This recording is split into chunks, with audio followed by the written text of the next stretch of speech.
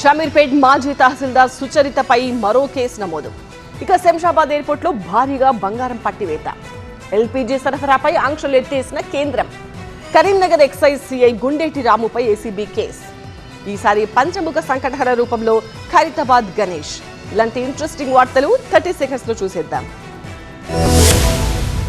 Lunch కేసులో అరెస్టై ప్రస్తుతం జైల్లో రిమాండ్ ఖైదీగా ఉన్న షమీర్పేట్ మాజీ తహసీల్దార్ సుచరితపై మరో కేసు నమోదైంది. సుచరితపై ఆదాయానికి మించిన ఆస్తుల కేసు నమోదు చేసింది ఏసీబీ.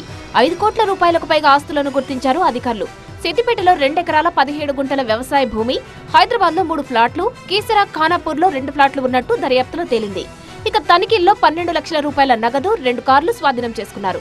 అలాగే 1,20,00,000 రూపాయల విలువైన బంగారం, వజ్రాభరణాలు గుర్తించారు. బ్యాంకు ఖాతాలో 38 లక్షల రూపాయల నగదు నిల్వలు ఉన్నాయి. మార్కెట్ వాల్యూ ప్రకారం ఆస్తుల విలువ మరింత ఎక్కువగా ఉండొచ్చని ఏసీబీ అంచనా వేస్తోంది. ఏసీబీ వలకు మరో అవినీతి అనకొండ చిక్కింది. ఆదాయానికి మించి ఆస్తులు కూడబెట్టారన్న ఆరోపణలతో Karimnagar urban excise CI Gundeti రాముపై ఏసీబీ కేసు నమోదు చేసింది. జగిత్యాలలోని రాము ఇంట్లో సోదాలు నిర్వహించిన ఏసీబీ అధికారులు భారీగా ఆస్తులను గుర్తించారు. తనిఖీల్లో 20,60,000 నగదు, 46,66,000 బ్యాంకు నిల్వలతో పాటు 87 లక్షలకు పైగా అక్రమాస్తులను గుర్తించారు. నిర్మల్లో 6.5 లక్షల రూపాయల విలువైన ఓపెన్ ప్లాట్, సిరిసిల్లలో 2.5 లక్షల విలువైన వాణిజ్య స్థలం ఉన్నట్టు తేలింది. వేములవాడలో ఎక్సైజ్ ఇన్స్పెక్టర్ గా పనిచేసినప్పుడు అక్రమంగా ఆస్తులు కూడబెట్టినట్లు ఆరోపణలు రావడంతో సోదాలు నిర్వహించారు.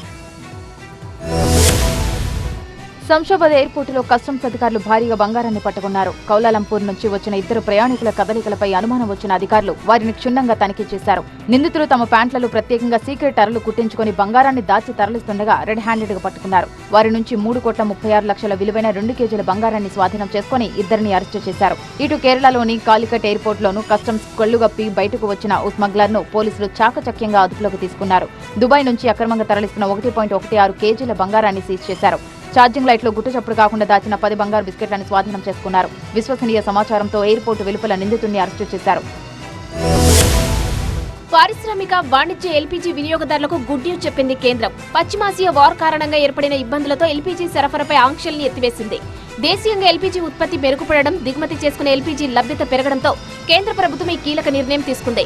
దాంతో పారిశ్రామిక, వాణిజ్య ఎల్పీజీ వినియోగదారులకు భారీ ఉపశమనం కలగబోతోంది. అన్ని రకాల నాన్ డొమెస్టిక్ ఎల్పీజీ సిలిండర్ల సరఫరాపై పరిమితులను పూర్తిగా ఎత్తివేసింది. పశ్చిమాసియా యుద్ధానికి ముందున్న పరిస్థితిని పునరుద్ధరించింది. గతంలో నిలిపివేసిన బల్క్ ఎల్పీజీ సరఫరాపై కూడా ఆంక్షలను సడలించింది. సంక్షోభానికి ముందు ఉన్న వినియోగంలో 50% సరఫరాకు అనుమతినిచ్చింది. అంతేకాదు పారిశ్రామిక అవసరాలకు స్వచ్ఛమైన, సమర్థవంతమైన ఇంధనాన్ని అందించేందుకు చర్యలు చేపట్టింది. ఖైరతాబాద్ మహాగణపతి ఉత్సవాల ఏర్పాట్లు అధికారికంగా ప్రారంభమయ్యాయి. సాంప్రదాయ కరపూజతో ఈ ఏడాది ఉత్సవాలకు అంకురార్పణ జరిగింది. స్థానిక ఎమ్మెల్యే దానం నాగేందర్ ఈ ఏడాది కొలువుదీరనున్న గణనాథుడి నమూనా పోస్టర్ను విడుదల చేశారు. ప్రపంచవ్యాప్తంగా శాంతి నెలకొనాలనే సంకల్పంతో ఈసారి స్వామివారు పంచముఖ సంకటహర మహాగణపతి అవతారంలో భక్తులకు దర్శనమివ్వనున్నారు. సుమారు 69 అడుగుల ఎత్తుతో భారీ విగ్రహాన్ని రూపొందిస్తున్నారు. మహాగణపతికి కుడివైపున సోమనాథ్ జ్యోతిర్లింగం నమూనాను, ఎడమ వైపున కాళీమాత విగ్రహాన్ని ప్రత్యేక ఆకర్షణగా ఏర్పాటు చేయనున్నారు. ఈ ఏడాదితో ఖైరతాబాద్ గణేష్ ఉత్సవాలు ప్రారంభమై విజయవంతంగా 72 సంవత్సరాలు పూర్తవుతున్నాయి.